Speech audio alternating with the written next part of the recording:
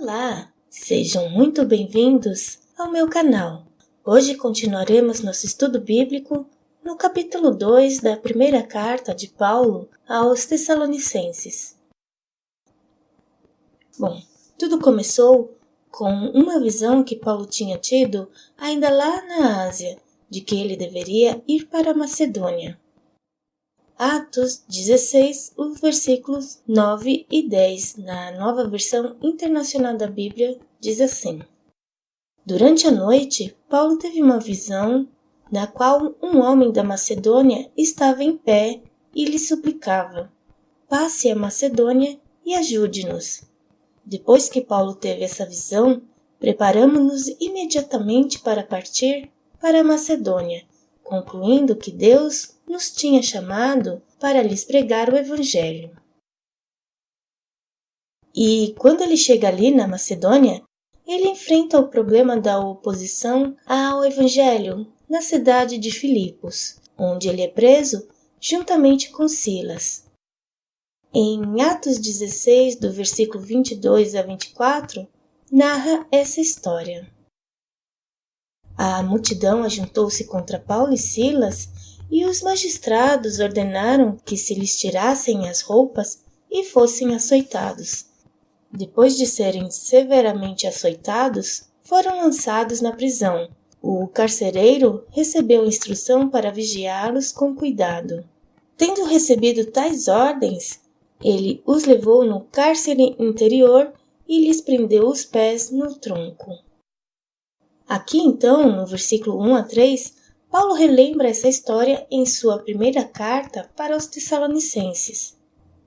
Irmãos, vocês mesmos sabem que a visita que lhes fizemos não foi inútil.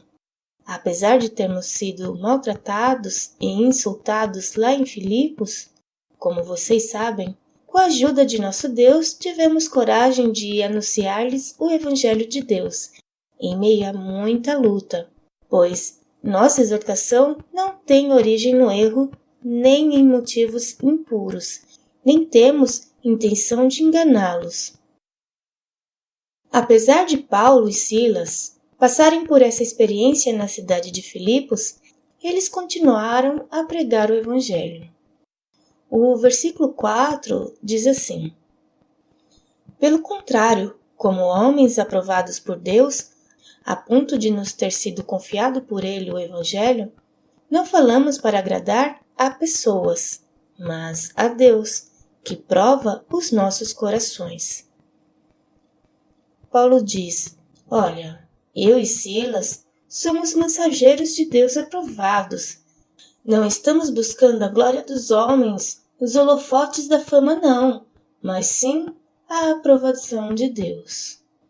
Em 7, no versículo 4, diz assim, Alguns dos judeus foram persuadidos e se uniram a Paulo e Silas, bem como muitos gregos tementes a Deus, e não poucas mulheres de alta posição. Provavelmente a presença de mulheres ricas entre os novos convertidos na cidade de Tessalônica levantou um bafafá entre os que não gostaram dos missionários ali. Possivelmente foi levantado suspeitas de que Paulo e Silas estavam pregando por ganância, ou seja, para ganhar dinheiro mesmo, conforme o versículo 5. Vocês bem sabem, a nossa linguagem nunca foi de bajulação nem de pretexto para a ganância.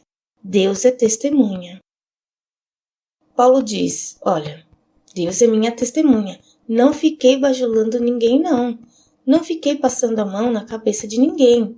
O que falei com vocês, o que preguei a vocês, não era uma desculpa para ganhar dinheiro.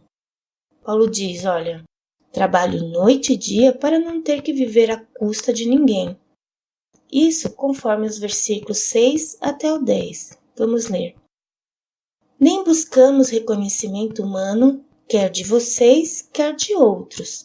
Embora como apóstolos de Cristo, pudéssemos ter sido um peso, tornamo-nos bondosos entre vocês, como uma mãe que cuida dos próprios filhos.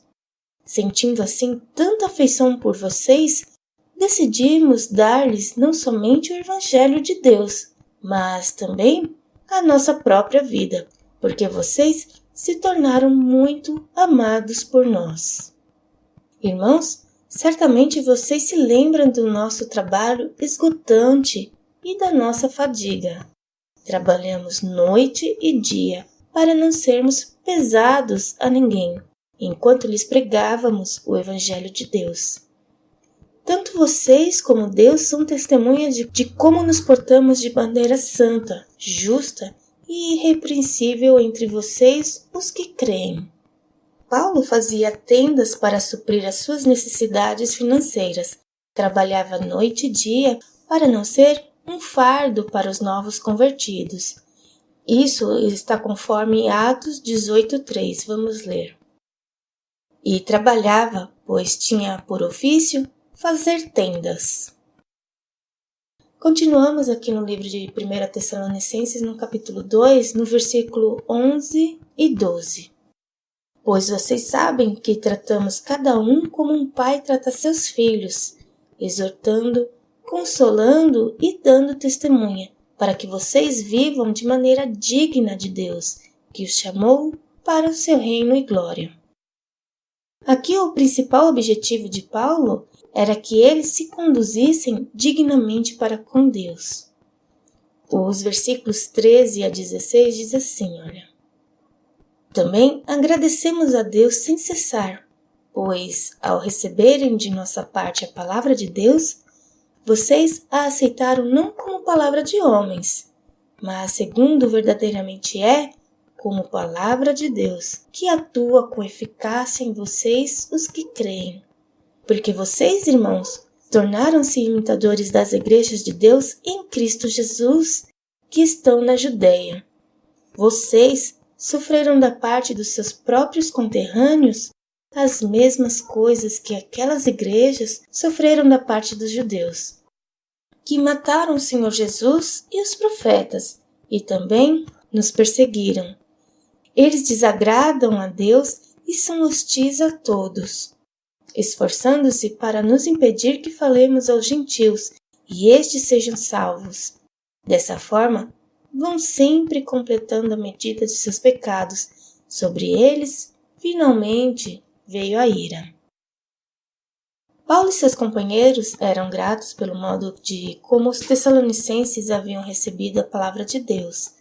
Porém, assim como a igreja na Judeia, lá em Israel, foi perseguida pelos judeus incrédulos, os tessalonicenses também estavam sendo perseguidos, mas não só pelos judeus incrédulos que tinha ali, na cidade de Tessalônica, mas também pelos próprios gregos, os conterrâneos seus.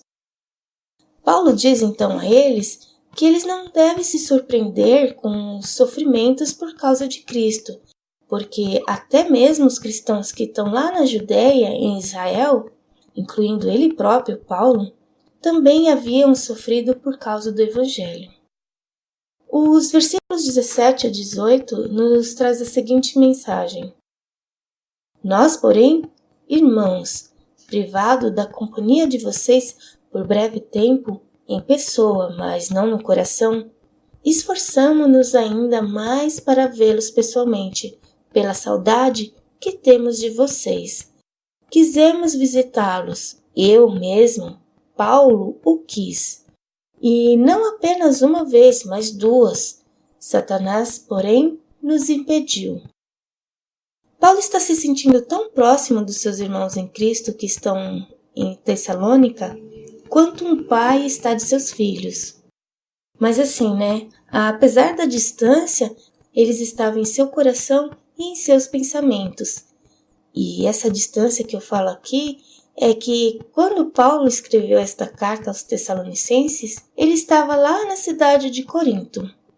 Paulo fala na carta que ele tentou voltar por 2 vezes na cidade, mas quando Paulo não aguentou mais de saudade, não aguentou mais as incertezas de saber como estava aquela igreja recém-nascida, então Paulo envia Timóteo para ter notícias deles. Bom, vocês já sabem, Timóteo volta com ótimas notícias e Paulo escreve essa linda carta que estamos estudando hoje. Pois quem é a nossa esperança, alegria ou coroa em que nos gloriamos perante o Senhor Jesus na sua vinda? Não são vocês?